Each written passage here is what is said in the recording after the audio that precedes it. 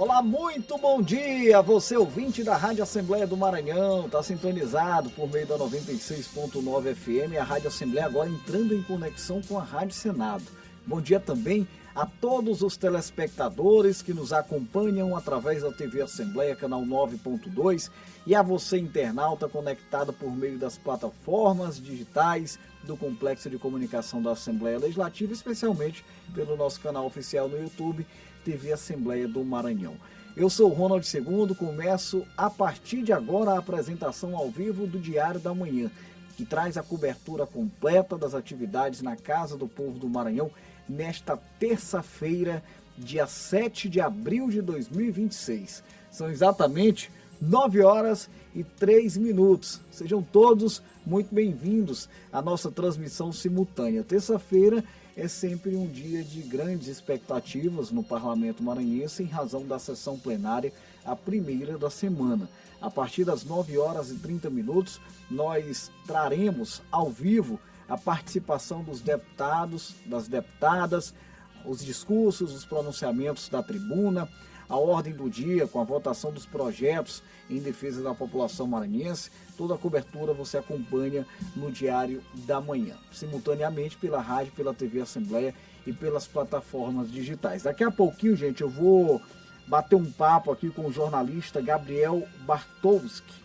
Nós vamos falar sobre a organização do terceiro Seminário Nacional Interdisciplinar de Linguagem e Acessibilidade Comunicativa e também do terceiro Festival Arte Sem Barreiras, eventos promovidos pela Universidade Federal do Maranhão. Daqui a pouquinho, ao vivo, na programação, viu? Vamos trazer informações também dos bastidores da movimentação no plenário do Poder Legislativo maranhense, detalhes sobre o processo de inclusão em torno da emissão da Carteira Nacional de Habilitação. A gente vai explicar um pouco mais sobre esse processo em uma reportagem produzida pela TV Assembleia. Tem previsão do tempo, tem trânsito ao vivo. Vamos trazer um alerta importante, chamar a atenção da sociedade, dos nossos ouvintes, dos telespectadores, dos internautas, para a necessidade da doação de sangue. O Hemomar já até adianto, porque é de fato um assunto muito sério.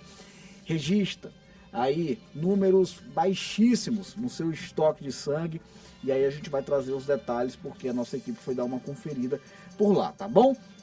Olha, 7 de abril, viu? 7 de abril de 2026, Dia do Jornalista. Um abraço a todos os nossos colegas de profissão, a todos os profissionais jornalistas do Brasil, em especial aos profissionais do estado do Maranhão, que atuam em defesa da sociedade, levando a informação com seriedade, com responsabilidade, com transparência, com zelo, com cuidado, né, em tempos da importância, da necessidade de combate às chamadas fake news. Os jornalistas são ainda mais importantes, são fundamentais até mesmo para a gente poder fortalecer a democracia do nosso país e outros eixos que têm a relação com o processo de comunicação. Então, parabéns a todos os nossos colegas jornalistas, em especial do estado do Maranhão. 9 horas e 6 minutos. Vou chamar ao vivo, por falar em jornalista, a repórter Stephanie Souza, está no plenário do Poder Legislativo maranhense, não é isso? E traz pra gente os detalhes da agenda. Stephanie, bom dia a você, seja bem-vinda. Olá, Ronald, bom dia também para você e para quem nos acompanha. Pois é, hoje iniciam as sessões plenárias no Parlamento Estadual e seguem até a quinta-feira, seguindo o regimento normal da Casa. Também está previsto para ser realizada hoje. A gente percebeu aqui uma certa dificuldade com relação ao áudio da Stephanie Souza. A nossa equipe técnica com certeza já está trabalhando para a gente poder restabelecer esse contato, né? Stephanie está no plenário do deputado Najib Aikel, já vinha adiantando para a gente algumas informações da agenda da semana, né? E eu aproveito inclusive já para destacar que hoje, como eu falei anteriormente, é um dia de sessão plenária. As sessões plenárias ocorrem no Parlamento Maranhense às terças, quartas e quintas, sempre a partir das 9h30 da manhã. Previsão também de movimentação no âmbito das comissões nesta terça-feira.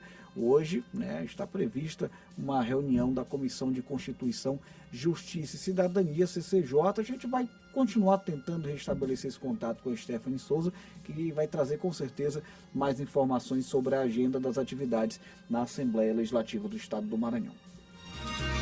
Enquanto a gente não consegue retomar com a Stephanie, a gente vai trazer uma reportagem, gente, que traz informações sobre o processo de inclusão no trabalho de emissão da Carteira Nacional de Habilitação. Como é que funciona, né, todo esse trabalho? E aí você acompanha todas as informações na reportagem. Pamila tem um problema congênito em uma das pernas que provoca limitações físicas. Como precisa conduzir um veículo, passou pelo processo da Junta Médica do Departamento de Trânsito do Maranhão para ser avaliada e poder dirigir. O exame foi muito bom, a análise é muito boa, eles fazem um exame completo, eles analisam as limitações físicas, eles fazem perguntas, né, que são relacionadas à doença que eu possuo. Então, acho que é de grande importância, assim, esse exame. E, quer queira, quer não, quando a gente passa pela junta, a gente se sente mais seguro para conduzir o veículo na cidade, né? Até porque a gente tem algumas limitações e com a análise, a avaliação da junta, a gente se sente de fato mais seguro, sim.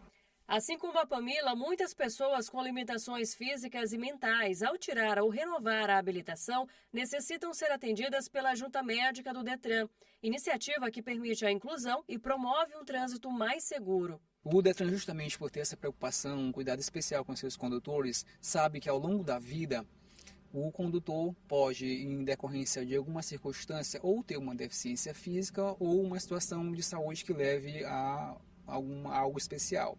Diante disso, o Detran, justamente visando o cuidado, a inclusão social, detém em seu quadro e, portanto, junto às clínicas, a parceria, o credenciamento, a junta médica, para que possibilite essa inclusão ao candidato. Além da junta médica, o candidato também passa pela junta psicológica. Após análise, 4 tipos de laudos podem ser apresentados, considerando o candidato apto, apto com restrições, inapto temporário ou inapto.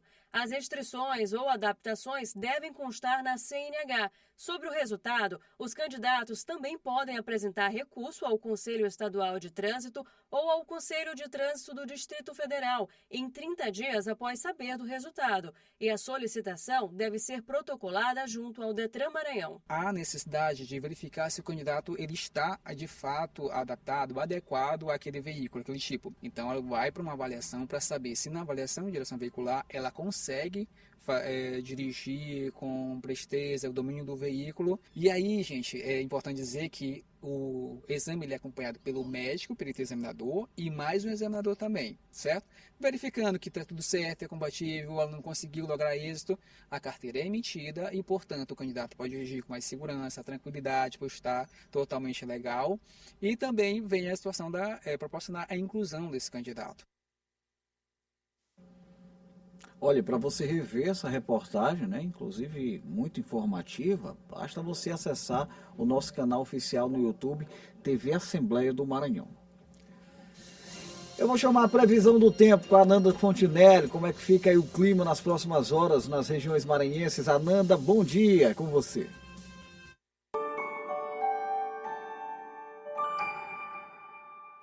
Bom dia para você que está nos acompanhando no Diário da Manhã. Vamos conferir como fica a previsão do tempo nessa terça-feira aqui no Maranhão e no interior do estado. E olha só, antes da gente começar, atenção, porque o Instituto Nacional de Meteorologia mantém um alerta para acumulado de chuvas no estado. De acordo com o IMET, pode ocorrer volumes entre 20 e 30 por hora, podendo chegar até 50 milímetros por dia, além de ventos moderados. Isso reforça aí o alerta, principalmente em áreas de risco.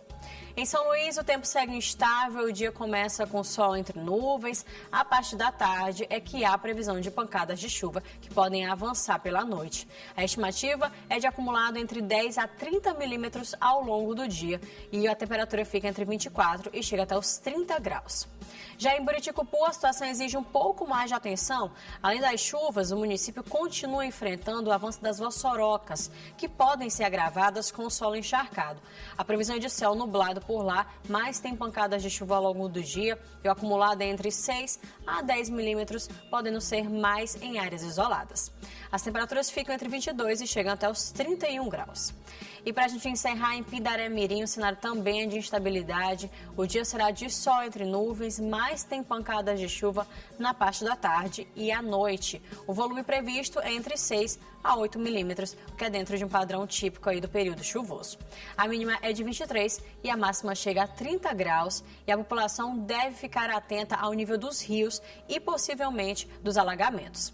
A gente volta daqui a pouquinho com mais atualizações no Assembleia em Foco, primeira edição. Eu volto com você.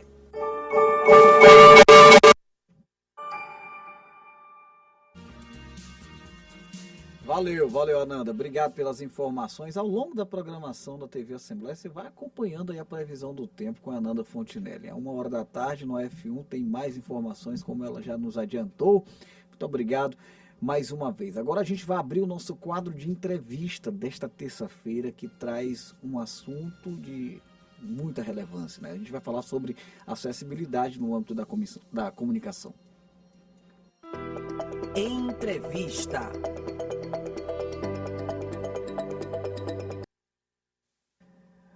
Olha, gente, são 9h13. Nosso convidado de hoje já está por aqui. Estou recebendo o jornalista Gabriel Bartolski, mestrando em comunicação pela Universidade Federal do Maranhão, com foco em inclusão, pesquisador do Observatório de Inclusão e Economia da UFMA, coordenador de comunicação e marketing da APAI São Luís. Já teve em outras oportunidades com a gente aqui no Diário da Manhã para falar sobre esse importante trabalho da APAI na capital maranhense, mas hoje retorna ao Diário da Manhã para a gente falar sobre eventos que estão sendo promovidos, né, a partir de amanhã, dia 8 de abril, pela Universidade Federal do Maranhão. UFMA, acessibilidade como direito fundamental de inclusão social. Antes de tudo, um bom dia ao nosso querido jornalista Gabriel e desde já, parabéns pela data de hoje. Dia do jornalista, hein, Gabriel? Seja muito bem-vindo. Pois é, muito bom dia. Nada melhor do que estar aqui hoje para comemorar esse dia, né? Falando de algo tão importante que é a comunicação, né?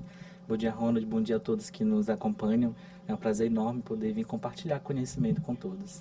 Obrigado, Gabriel. É um dia muito oportuno para a gente debater sobre esse tema, né? A inclusão, ela é mais do que uma pauta social. Ela é um direito fundamental, Gabriel. E por que a Universidade Federal do Maranhão, por que vocês atraíram essa pauta nesse momento? Eu queria que você começasse me explicando. Quando a gente fala em inclusão comunicativa, a gente está falando exatamente de quê? Quando nós falamos em comunicação, nós estamos falando do que você já disse, sem direito, né? Todo mundo tem direito de se comunicar, tem direito de se expressar. E a fala, ela pode ser considerada de muitas formas. A gente pensa que a fala é só oralidade, mas nós temos públicos diversos, temos pessoas com condições diferentes. Sim. Nós temos pessoas que são surdas, que são cegas, mas elas têm outras formas de se comunicar e nós queremos contemplar isso. E dentro da universidade é o espaço ideal para que isso aconteça. Até porque é a partir da universidade que vão surgir pesquisas, que vão surgir processos que vão ser levados para a sociedade, né, para difundir conhecimento e replicar, quem sabe, produtos sociais que vão aí ajudar na inclusão de pessoas com deficiência dos mais diversos tipos, né?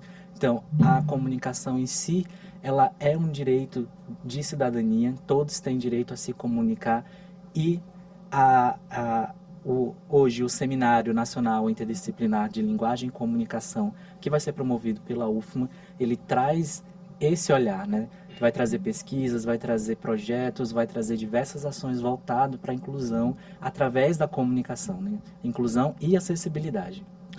Ô Gabriel, você como um pesquisador no assunto, como é que você avalia a assiduidade ou não desse tipo de temática? A Universidade Federal do Maranhão, ela traz uma pauta e isso inclusive precisa ser reconhecido, né? É um trabalho que vem sendo feito pela Universidade Federal do Maranhão, mas a nível de Brasil, né? Como é que você observa os debates em torno da inclusão comunicativa? Hoje a gente escuta, vê, por exemplo, a Assembleia Legislativa do Estado do Maranhão legislar sobre inclusão social, vê o Congresso Nacional legislar sobre inclusão, mas eu pouco ouço falar sobre inclusão comunicativa. Como é que você observa esse cenário? A inclusão, só para concluir, a inclusão, ela começa no processo de comunicação? Sim, ela começa, porque a partir do momento em que nós permitimos que as pessoas se comuniquem, que há forma de se comunicar, nós estamos garantindo a inclusão e garantindo esse direito que é de ser cidadão. Sim. Né?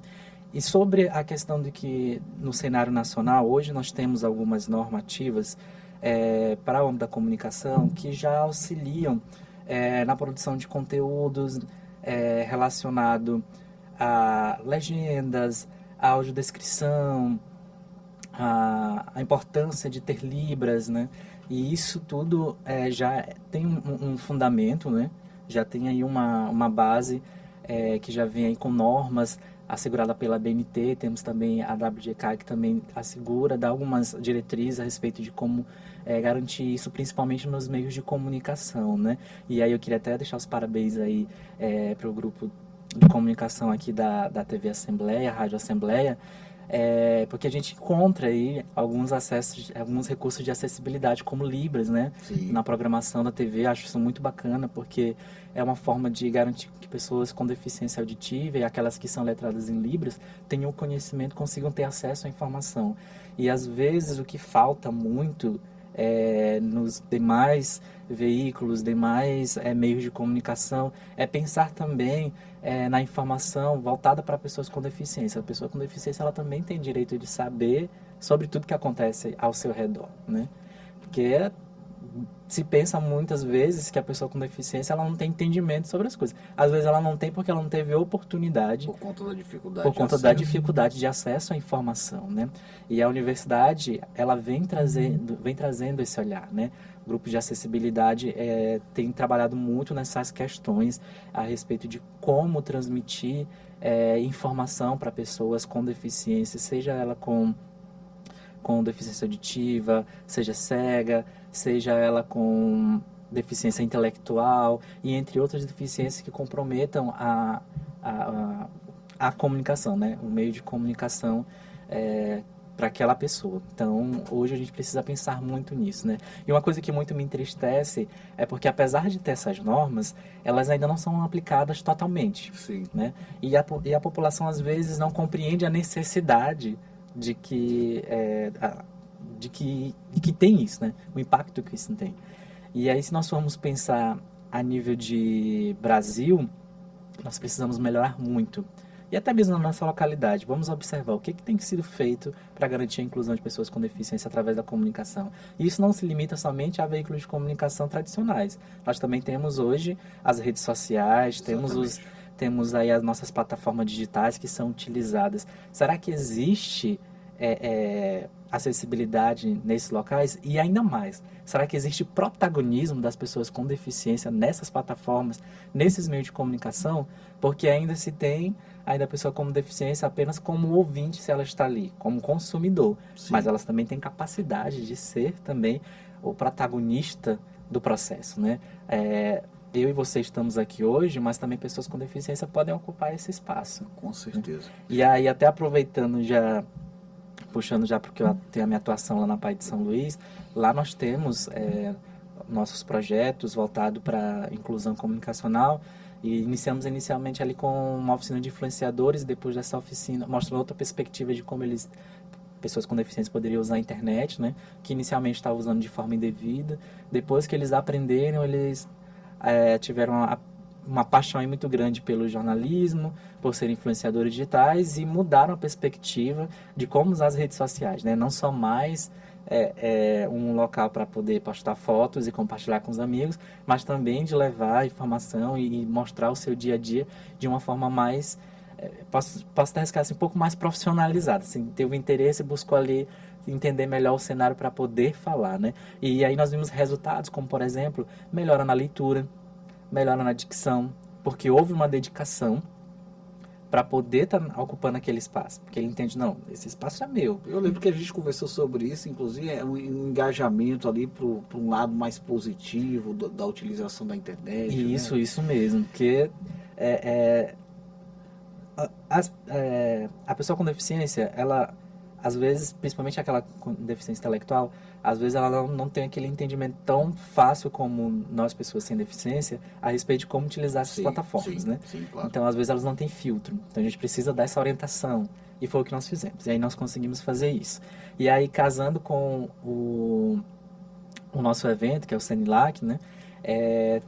Trouxe aí uma perspectiva de como isso tem acontecido, né? E aí a universidade vem justamente pesquisar, trazer os resultados, mostrar como iniciativas como essa trazem resultados positivos para a vida da pessoa com deficiência. E aí quando a gente faz isso, nós não estamos falando somente de questão puramente pedagógica ou somente mais uma atividade para inserir a pessoa com deficiência, não. Nós estamos ali trazendo oportunidades para que ela exerça sua cidadania, sua autonomia. E algo que venha com efetividade. Justo, porque nós estamos fazendo isso nesse momento, mas futuramente, como é que vai ser a vida dessa pessoa? O que ela pode, a partir daquele momento, pensar para a vida dela? Como eu mesmo falei, né? Os alunos lá passaram a ter uma outra ideia de como usar as redes sociais. Não é mais só publicar uma foto, postar, não é isso. Eles já pensam em outras vertentes. Então, que agora eles estão brincando com a inteligência artificial, fazendo estúdio de TV, estúdio de rádio, bancada, para poder usar nos seus vídeos que eles fazem. Então, assim, sensacional. E eu fico muito feliz porque bacana. Eles estão usando de forma responsável, consciente e sempre com orientação. E eles mesmos pedem orientação. Esse que é o bacana. Acompanhamento consciente ali, não é? O Gabriel, até puxa esse gancho, você já está entrando aqui na questão da tecnologia, você fez um registro agora há pouco, que de fato é um registro verdadeiro, que é a preocupação das equipes de comunicação da Assembleia Legislativa, né, lideradas pela presidente da Casa, pela deputada Iracema Vale, dirigidas pelo jornalista Juraci Filho. E eu lembro quando eu cheguei aqui à Assembleia, há pouco mais de 10 anos, a gente praticamente não tinha nada da programação com Libras, né? E essa foi uma demonstração de preocupação muito grande da ex-diretora Jaqueline Hilo e em seguida o atual diretor Juraci Filho com a preocupação de investimentos que pudessem garantir esse direito que é fundamental. Hoje os telejornais, os 2 telejornais que nós temos da TV Assembleia, todos eles contam com interpretação em Libras. E há um trabalho, um esforço muito intensivo mesmo da direção da TV, da rádio, né, que a gente possa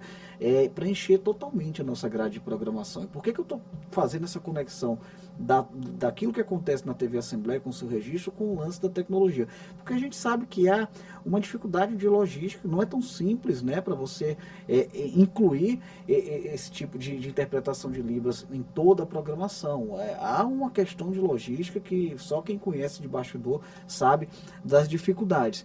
E aí sim, agora chega onde eu quero entrar no lance da tecnologia. Você acha que agora com a evolução, com o uso da inteligência artificial, a tendência é que a gente possa ter um pouco mais de facilidade? E aí eu não me refiro apenas às plataformas de comunicação tradicionais que meu amigo acaba de se referir, mas a comunicação como um todo. A tendência é que a gente consiga melhorar isso? Olha, acho que um grande avanço que nós temos tido é justamente esse apoio tecnológico, né? A inteligência artificial tem dado um apoio muito grande porque ela vem ajudando a acelerar processos relacionados à comunicação, principalmente a acessibilidade. E ela consegue pensar 1000 vezes além do que a mente humana, né? Não comparada à mente humana, mas consegue auxiliar muito no desenvolvimento de ideias e até mesmo de processos que vão ajudar nessa comunicação.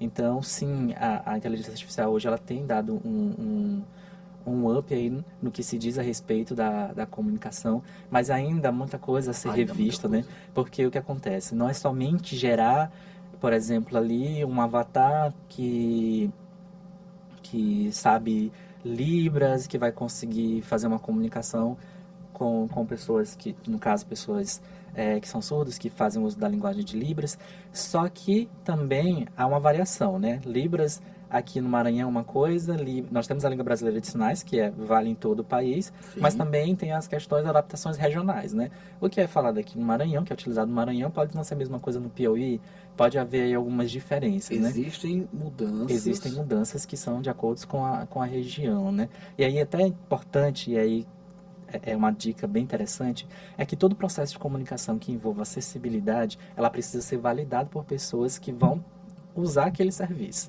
Por exemplo, se eu tenho um serviço de Libras disponível, é interessante que pessoas que necessitam desse serviço avaliem para verificar, e aí, para quem está fazendo o serviço, olha, tá aprovado, isso aí tá de conseguindo fato, quem comunicar. interessa, sim. Tá precisando comunicar. E aí vem por isso, justamente que tem as normas, tem as ABNTs, que é voltado para a questão de acessibilidade, que elas vêm para assegurar e orientar como é que deve ser feito. Porque não é só simplesmente eu pensar e jogar uma legenda lá no vídeo e tá bom. Tá, mas qual é a cor da minha legenda?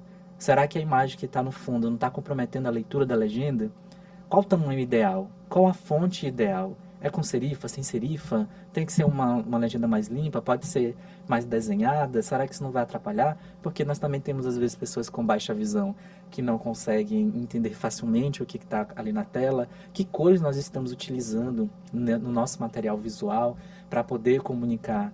Então, assim, parece que é simples. Muito bem colocado. Mas não é simples, porque é fácil fazer, mas ao mesmo tempo se torna um pouquinho mais complexo, porque existem esses outros detalhes que às vezes a gente não percebe, né? Às vezes, a gente colocou legenda, a gente colocou intérprete de Libras. Ok, mas você fez de forma adequada? Será que o intérprete de Libras, ele realmente está ali no cantinho da tela? É o tamanho ideal e o local ideal para se comunicar?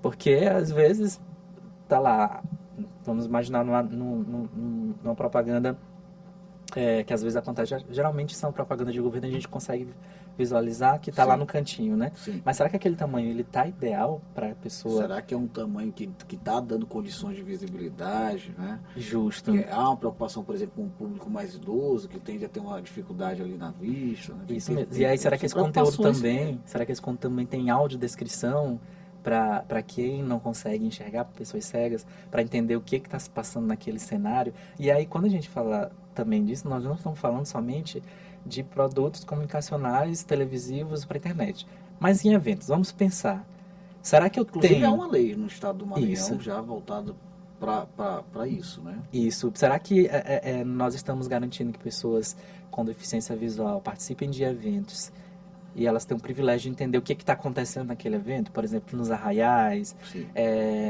carnaval, outros eventos populares. Será que a gente está dando essa oportunidade para que todos sejam de fato incluídos? Então, assim, a gente precisa muito conversar sobre isso. É um assunto que precisa ser de interesse de todos. E aí, uma percepção minha, que inclusive eu fico muito triste, que é o quê? Que a população às vezes não se interessa tanto pelo assunto de acessibilidade, né? Achar é bonitinho falar sobre acessibilidade. Acessibilidade é um assunto sério. É um assunto sério. É um assunto sério e ela garante direito. Nós estamos falando de vida de pessoas que necessitam dessa atenção, que necessitam desse olhar voltado para também garantir que elas sejam protagonistas dentro de um processo de comunicação. Porque sem comunicação a gente não vive, né? Se até lá na Era da Pedra Lascada havia comunicação de alguma forma, né? Por que hoje não vai haver? Por que hoje a gente não vai garantir que todo mundo se comunique de alguma forma, né? Então nós precisamos sim debater sobre isso. E aí uma outra vertente também que o nosso evento vai trazer, que é o Festival Arte Sem Barreiras, né? O que é esse festival? Nesse momento, as pessoas com deficiência elas vão assumir o protagonismo. Sim. Elas vão ser ali as artistas que vão fazer a festa, que vão se apresentar com seus números artísticos. Inclusive, nós vamos estar com o grupo Estrela Paiana lá da Pai de São Luís, que vai estar levando algumas apresentações. Começa depois de amanhã. Ou amanhã. Começa amanhã. Amanhã, na verdade. Isso. Dia 8. Nós temos no dia 8 e 9, voltado para seminários, palestras, rodas de conversa. E na sexta-feira, que é dia 10, nós vamos estar aí voltado exclusivamente para este festival, que vai mostrar aí diversos artistas maranhenses com deficiência, que tem muito talento e que são aí potenciais, quem sabe, para ser absorvido através de nossos programas de governo culturais, né? Porque também tem essa questão, às vezes falta representatividade nos eventos culturais voltado para pessoas com deficiência, né? Então são muitas coisas para se discutir, né? Tem, com certeza, é por isso que não dá para fazer um evento desse em um dia só. Não tem como. Eu quero agradecer, Gabriel, tenho certeza que nós teremos outra oportunidade, porque é de fato uma pauta muito necessária, é fundamental, né, como diz o próprio direito. É fundamental que a gente possa discutir e fortalecer. Gente, eu conversei com o Gabriel Bartolski, mestrando em comunicação pela Universidade Federal do Maranhão, com foco em inclusão social, também pesquisador do Observatório de Inclusão e Economia da Universidade Federal do Maranhão. Sessão plenária já está praticamente iniciando. Eu quero te agradecer mais uma vez. Obrigado, Gabriel. Muito obrigado, Rony. Obrigado a todos que nos acompanharam. Olha, eu vou encerrar a transmissão simultânea com a TV Assembleia em razão do horário, gente. São 9 horas e 32 minutos, a qualquer momento, sessão plenária na Assembleia Legislativa do Estado do Maranhão. Agradeço a companhia de todos os telespectadores. A gente se reencontra a 1 hora da tarde. Estarei na apresentação do Assembleia em Foco, primeira edição. Até lá.